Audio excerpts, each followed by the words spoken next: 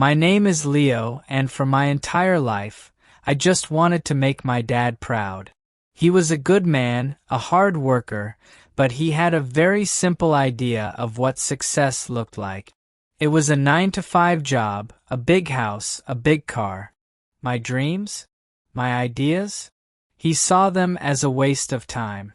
He thought my creative passions were a hobby, not a career. And he told me that I would never be successful. He didn't know that his words were about to become the reason for my biggest victory.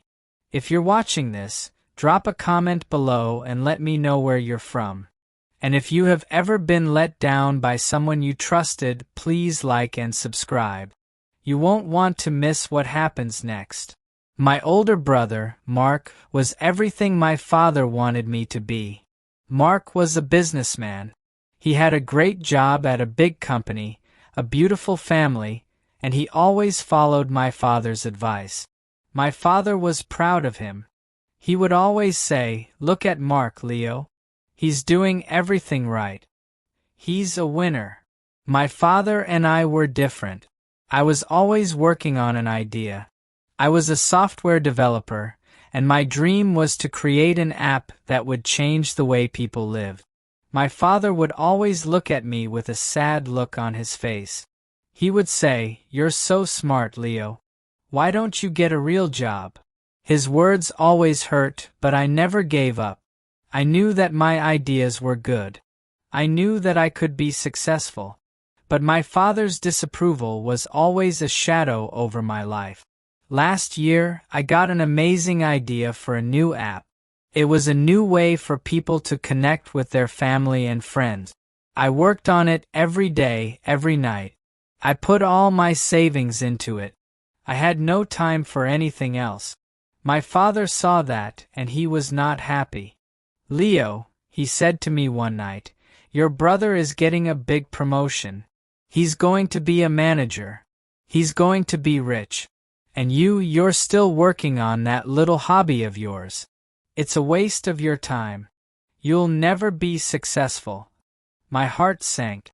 My father's words were a cold, brutal blow. I tried to tell him that my app was going to be big, that it was going to change everything. But he didn't listen. He just shook his head and walked away. He had said what he had to say. I was heartbroken, but I also felt a different kind of feeling. It was a cold, quiet anger that came from deep inside me. He thought I would give up.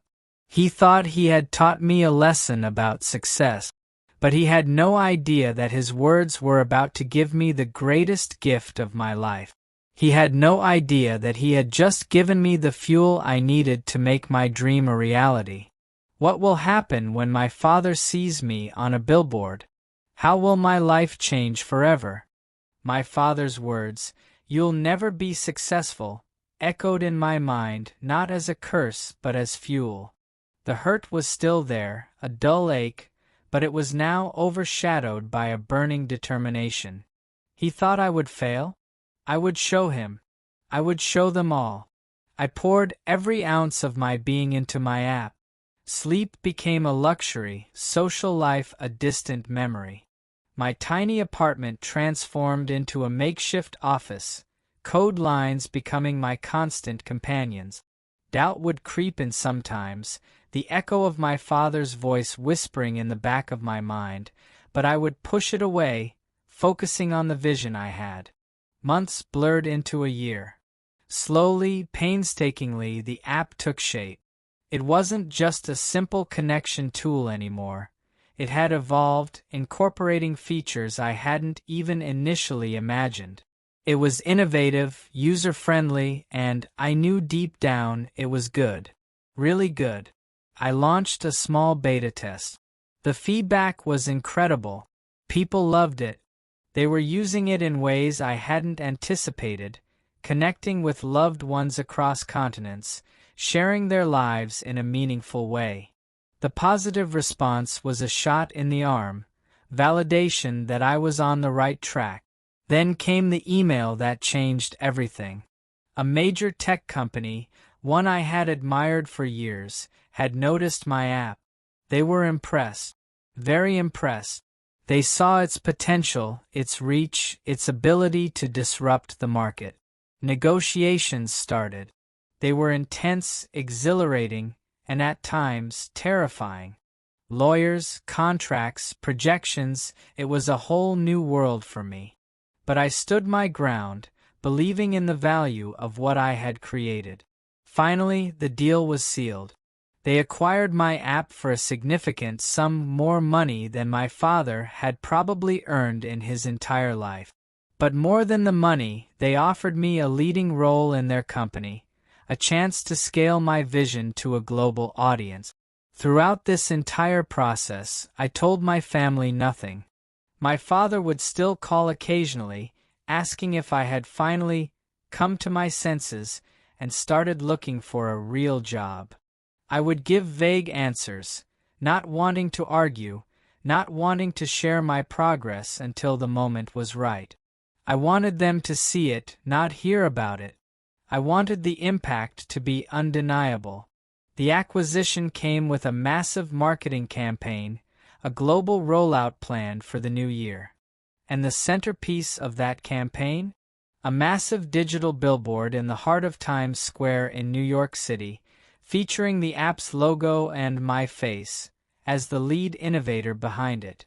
The campaign was set to launch the day after New Year's Day. I knew my family would see it, the world would see it, and my father's words would finally be silenced, not by my arguments, but by the undeniable reality of my success. The stage was set.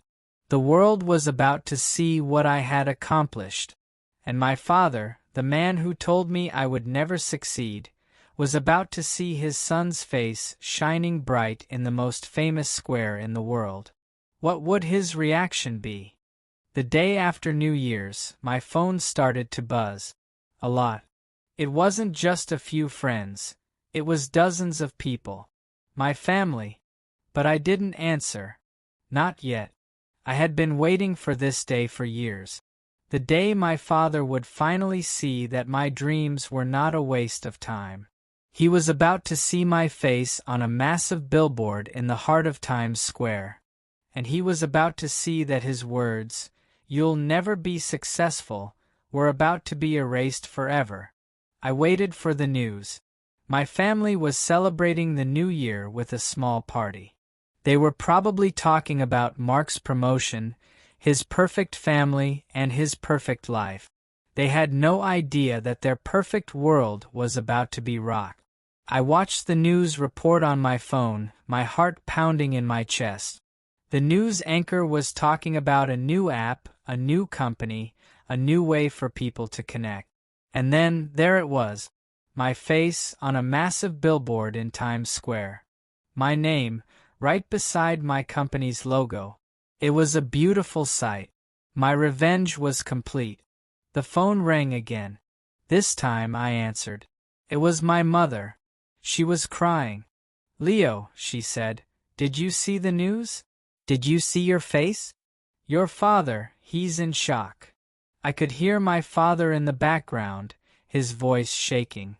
"Leo," he said, I don't know what to say. We're so proud of you. Why didn't you tell us?" I smiled.